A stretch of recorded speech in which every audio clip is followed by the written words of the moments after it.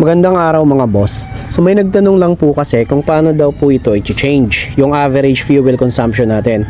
Dahil yung kay sir ay instead na nakalagay dito is kilometer per liter, sa kanya ay liter per 100 kilometer. So ngayon babaguhin natin to. So ito madali lang to mga sir. So para po sa mga newbies, ganito lang po yung gagawin natin. So yung dalawang button po na ito ay pagsasabayin lang po natin yan i-press. Kapag nagbi-blink na po yan, yung gagawin lang po natin ay ipipress natin ulit itong isa na lang. So hanggang sa makarating po tayo dito. Yan, nagbi-blink na yung kilometer per liter. So ngayon, kung gusto mong i-change yan, so yung gagawin lang po natin ay yung joystick na to ay galawin mo lang yung joystick.